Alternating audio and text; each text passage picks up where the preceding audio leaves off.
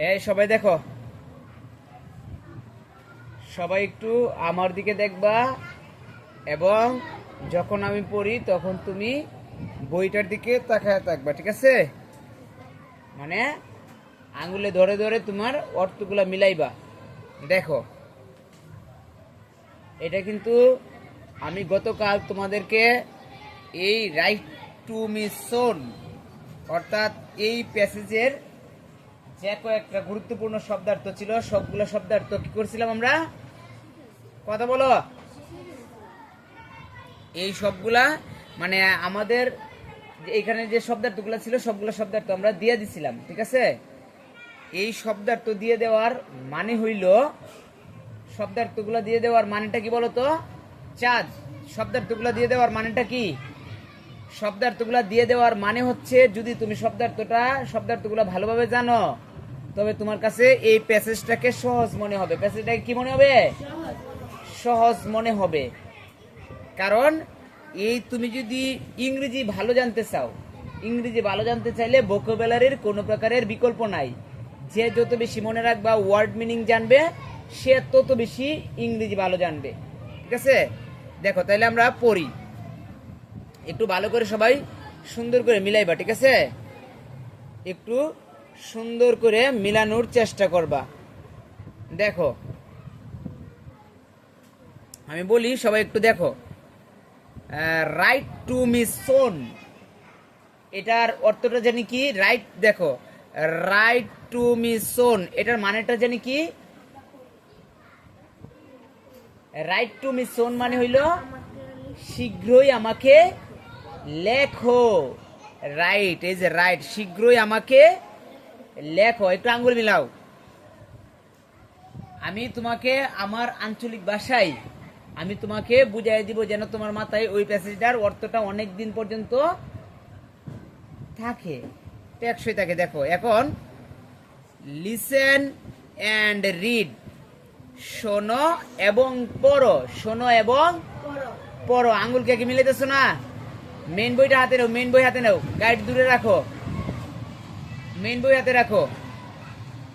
দেখো, সীমা সীমা is at home today. সীমা আজ বাড়িতে আছে। সীমা আজ কোথায় আছে? কথার উত্তর দিবা কিন্তু। সীমা আজ কোথায় আছে? এই যে সীমার সিনারিটাও কিন্তু আমরা দেখতেছি। সীমার যে ছবিটা আছে সেটাও আমরা আমাদের হাতের ডান পাশে কিন্তু দেখতে পাইতেছি, ঠিক আছে? আচ্ছা, সীমা যে কেন আজ বাড়িতে সেটাও আমরা দেখব। শি, দেখো, she didn't go to school. Go to school, সে বিদ্যালয়ে যেতে পারেনি। হ্যাঁ, ডিডন্ট, বিদ্যালয়ে যেতে পারেনি। বিকজ শি ইজ ইল, কারণ কি? কারণ হইল সে অসুস্থ। সীমা কেন স্কুলে যেতে পারে নাই? সে অসুস্থ থাকার কারণে সে স্কুলে যেতে পারে নাই। আচ্ছা, শি হ্যাজ এ কফ, তার কি হয়েছে? এ কফ মানে কি পড়ছিলা তোমরা? কফ মানে কি পড়ছিলা? কাশি। এই কফ বানানটা কিন্তু তোমাদের জানা থাকতে হবে, হ্যাঁ। আর কফ বানানটা যদি তোমাদের জানা না থাকে তবে কিন্তু তোমরা মিলাইতে পারবা না। কফ, এনাফ, এই সকল বানানগুলো হচ্ছে একটু ব্যতিক্রম টাইপের বানান, ঠিক আছে? কফ বানানটা যদি তোমাদের জানা না থাকে বা না পড়ো তবে এটাকে তুমি কফ স্পেলিং করতে পারবা না, স্পেলিং উচ্চারণ করতে পারবা না। দেখো, শি হ্যাজ এ কফ, তার কি হয়েছে? তার কাশি হয়েছে। এন্ড এ সোর থ্রট, দেখো এটার অর্থ জানি আমরা কি বলছিলাম? সোর থ্রট মানে কি? গলা ব্যথা। গলা ব্যথা হইলে আমাদের কথা বলতে অস্বস্তি লাগে, আমরা কথা বলতে পারি না। সোর থ্রট, গলা ব্যথা। গলা ব্যথা হইলে তোমাদের কাছে অস্বস্তি লাগে কিনা? কথাটি উত্তর দিও। আচ্ছা, she also feels very warm. দেখো, she also feels very warm, এছাড়াও সে উষ্ণতা মানে উষ্ণতা অনুভব করতেছে। উষ্ণতা মানে কি? ওয়ার্ম। ওয়ার্ম মানে হচ্ছে গরম। তার শরীরের টেম্পারেচারটা সে গরম অনুভব করতেছে। দেখো, আল্লাহ পাক আসলে আমাদের কিভাবে বানায় দিয়েছেন, আমাদের দেহটা কিন্তু সিগন্যাল দেয়। যে আমরা কেমন আছি। আমাদের শরীরে যদি কোনো প্রকারের মনে করো এই জ্বর কিংবা যদি আমরা যদি অধিক কোনো প্রকারের এই রোগাক্রান্ত না হয়, তবে আমাদের দেহটা কিন্তু খুব সুন্দরভাবে চলতে থাকে। কিন্তু দেহ কিন্তু আমাদেরকে সিগন্যাল দেয়, জ্বর আসলে শরীরটাকে তাপ তাপ অনুভব হয় এবং ঠান্ডা ঠান্ডা লাগে, ঠিক না? সেই অনুভূতির মাধ্যমে কিন্তু আমরা বুঝতে পারি যে আমাদের শরীরে কিছু একটা হয়েছে। দেখো এরপরে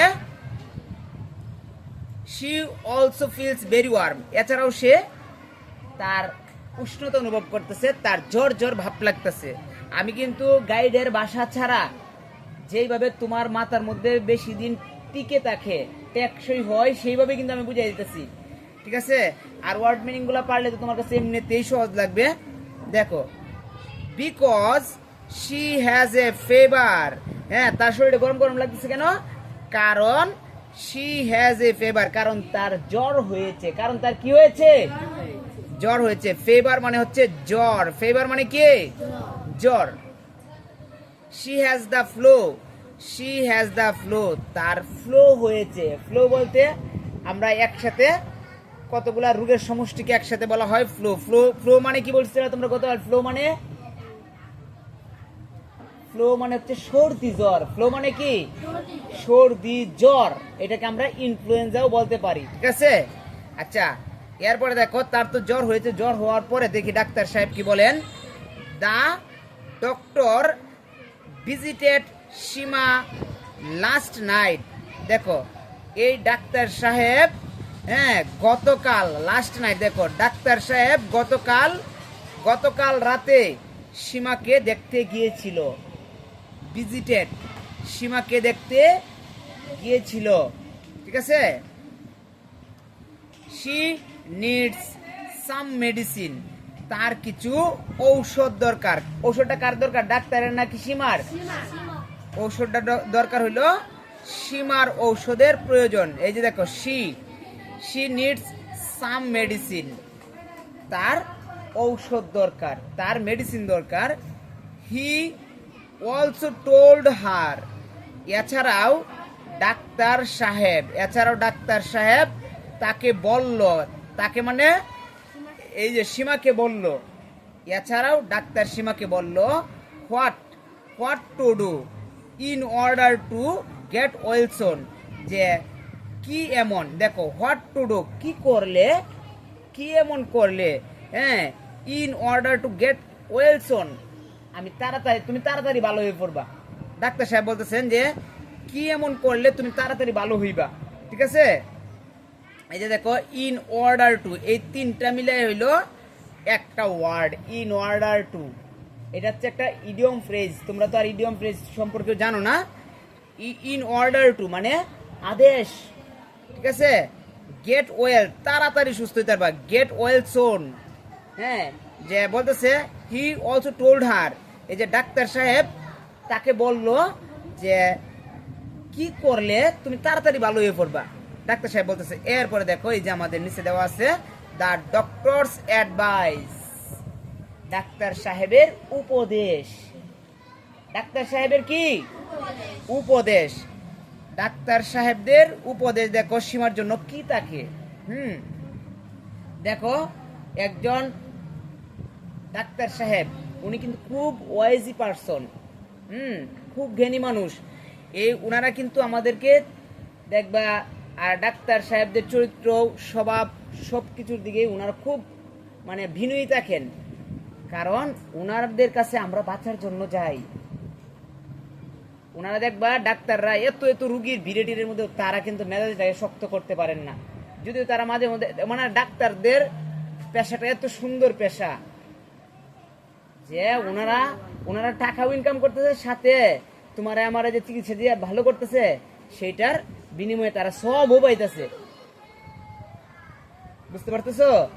তারা কিন্তু সবও পাইতেছে। এখন কথা বুঝো, এখন বিষয়টা হলো কি, যে ডাক্তার সাহেব এই দেখো কি কি অ্যাডভাইস করতেছে সীমাকে। দেখো ইট food that gives your body, দেখো গিভস ইউর বডি এনার্জি। আমি তোমাকে বলি, দেখবা বড় বড় ডাক্তার যারা আছেন, ওনাদেরকে আমরা সাধারণ পাবলিকটা কত রকমের যে বিরক্তি করেন, মানে ওনারা কিন্তু কোন প্রকারের বিরক্তি অনুভব করেন না, এত বিনয়ী স্বভাবের হয়ে থাকেন তারা। আচ্ছা দেখো এটা লাইনটা আমরা পড়ি, eat eat food that gives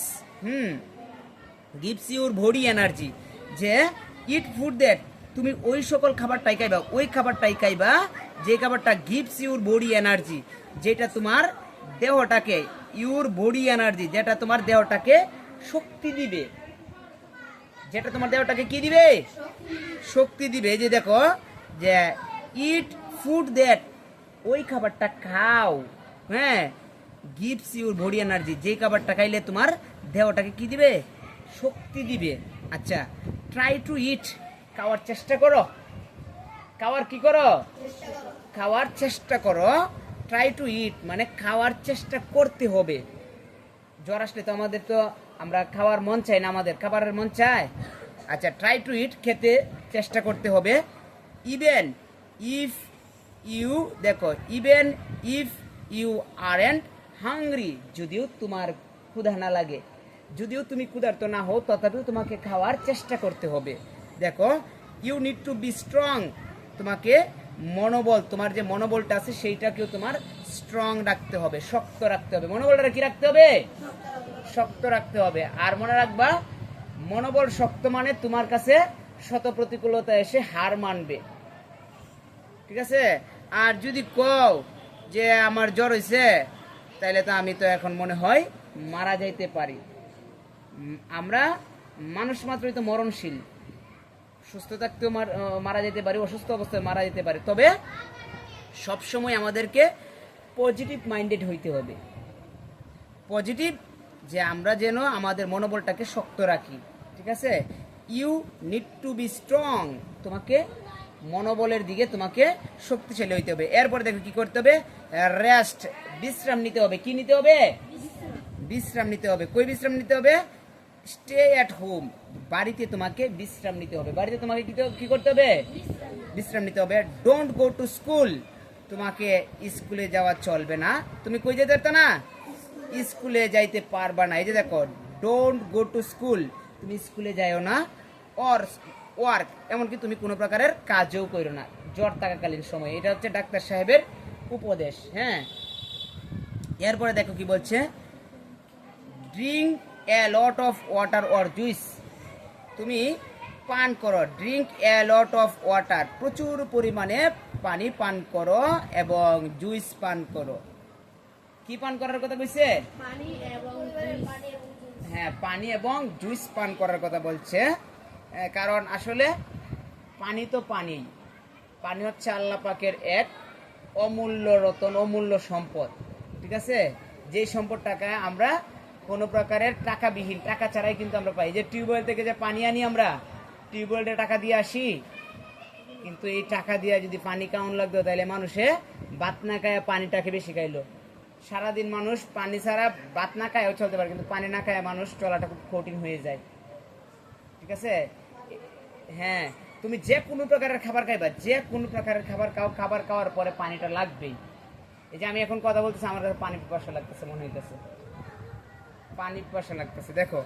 আচ্ছা এরপরে দে আর বেটার দেন সফট ড্রিঙ্কস, হ্যাঁ, যে এইগুলা হচ্ছে তোমার সফট ড্রিঙ্কের চাইতেও ভালো। কোনগুলা ভালো, দে আর বেটার দেন সফট ড্রিঙ্কস, এইগুলা সফট ড্রিঙ্কের চাইতেও ভালো। কোনগুলা, এই যে ওয়াটার আর জুইস, ওয়াটার আর জুইস, কিন্তু ওয়াটার আর জুইসটা এটা কিসের থেকে ভালো, সফট ড্রিঙ্কের চাইতেও ভালো। এখন সফট ড্রিঙ্কস কোনগুলা কইতে পারবা, দুইটা সফট ড্রিঙ্কসের নাম বলো দেখি, কে বলতে পারবা, দুইটা সফট ড্রিঙ্কসের নাম বলো দেখি, হ্যাঁ। আচ্ছা হইছে, না না আমি তোমার বলি, মানে সফট ড্রিঙ্কস বলতে কোনটাকে বোঝানো হয়, যে আমরা যে বাজার থেকে কেনা অ্যালকোহলগুলো খাই না, যেমন আমরা নাম না বললেও তোমাদেরকে বলি, মানে আমরা কিন্তু তারপরে তো বললে যে যেমন আমরা কি খাই, 7 আপ খাই, মজু খাই, হ্যাঁ, এরপরে আমরা খাই কি 7 আপ খাই, মজু খাই, টাইগার খাই, স্পিড খাই, পাওয়ার খাই, ইত্যাদি ইত্যাদি, মেরেন্ডা খাই, ঠিক না।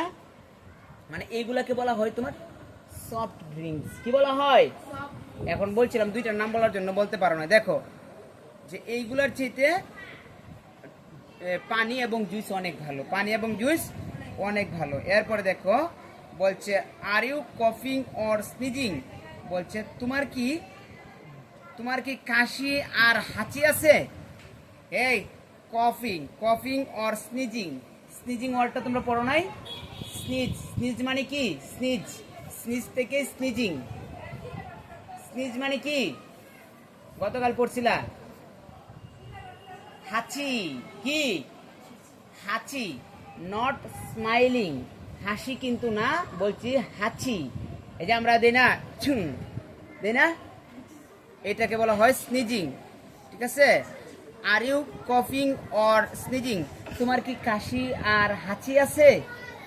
এটা কিন্তু সীমাকে ডাক্তার সাহেব বলতেছেন, যে বলতেছে কভার ইউর, যদি হাসি আর কাশি থাকে তবে তোমার কি করতে হবে? দেখো cover your mouth and nose, যে তোমার মুখ এবং নাক ঢেকে রাখার জন্য ডাক্তার সাহেব উপদেশ দিচ্ছেন। ঠিক আছে? এরপরে দেখো আরো কি কি দিতেছেন।